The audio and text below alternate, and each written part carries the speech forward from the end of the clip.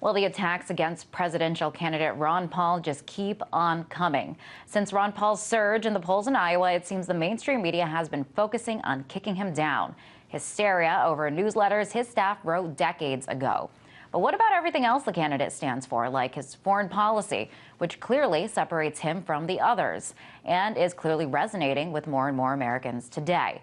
Stopping the wars abroad, shrinking government spending, advocating civil liberties. Where's the discussion on all of this? Well, to discuss all of this, live from New York is journalist Michael Tracy. Welcome, Michael. So why isn't the mainstream media taking the time to analyze his policies and what he has to offer? Well, the mainstream media, frankly, has never felt it necessary to afford Ron Paul substantive coverage. It was only in the last 2 weeks when he ticked up so dramatically in the polls in Iowa that they felt it necessary to vet him as they would any other candidate.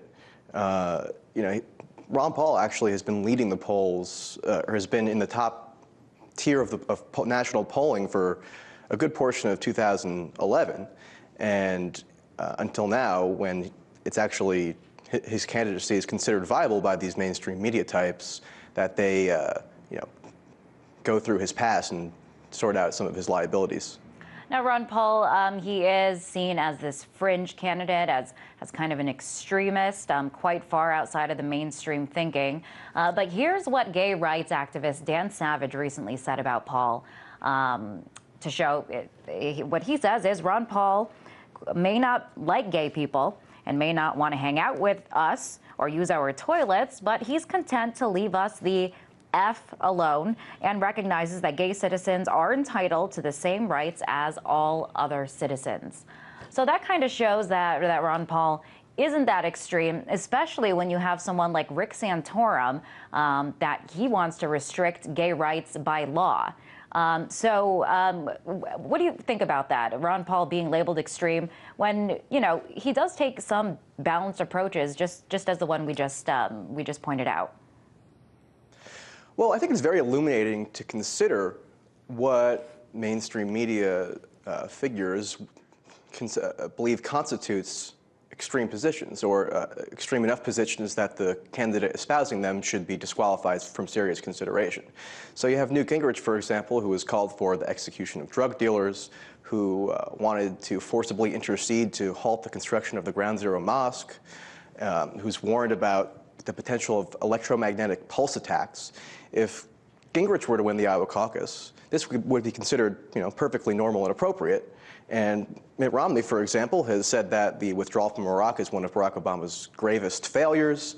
He's lauded the Suharto regime in Indonesia, if you could believe that, Southeast Asia.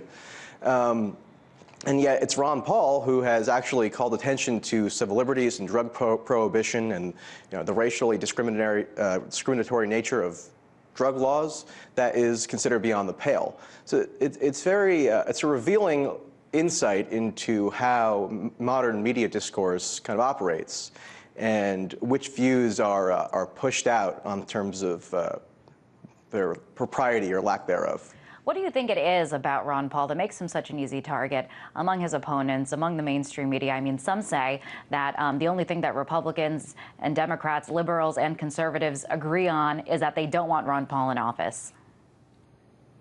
Well, I think it's because he doesn't fit neatly into the left-right paradigm that mainstream media and their functionaries throughout the government help entrench.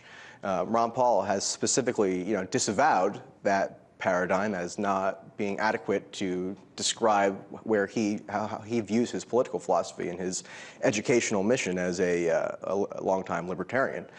Just yesterday, Ron Paul was asked about the Tea Party and the Occupy Wall Street movements, and he actually said that he has affinity with both. And of course, this comes as a shock to people at CNN, for example, and other outlets of that nature who expect very simple, easy to pigeonhole answers to these major philosophical questions. Ron Paul kind of penetrates through that hoary discourse and people are sick and tired of, and I think that's why his message is resonating in Iowa. Also, kind of want to talk about the timing of this smear campaign against Ron Paul. Why now? I mean, these letters have been around for decades. They haven't been a secret, but they're just now resurfacing and capturing and captivating much of the media. Why now? Well, as I mentioned earlier, even up till a month or so ago, it would be very common for political journalists in America to scoff at the suggestion that Ron Paul should be contended with as a viable candidate for the Republican nomination. Even now, they claim that.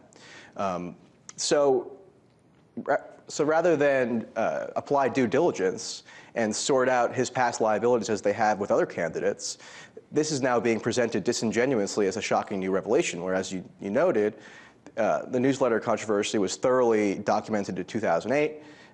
Nothing that has been written about it now is actually new at all. But this is just part of a chorus of predominantly right-wing vitriol that is coming out of certain quarters of the conservative movement in response to his impending win in Iowa. You even have people at the Washington Examiner, Philip Klein, for example, has suggested that Ron Paul, on account of his apprehension about Israel's attack on Gaza in 2009, Ron Paul actually helped abet a global conspiracy to undermine Israel. I mean, this is a very serious charge and is being leveled against the individual who may well win the first Republican primary contest. So it's a very interesting development in American politics, and I think it reveals a lot of the, kind of odious orthodoxies that underlie conservative thinking, and especially authoritarian-minded thinking, because you're finding Ron Paul attracting support even on the left in some quarters and among independents and people who don't, again, fit neatly into the left-right paradigm. Michael, thank you so much for weighing in on this. That was journalist Michael Tracy.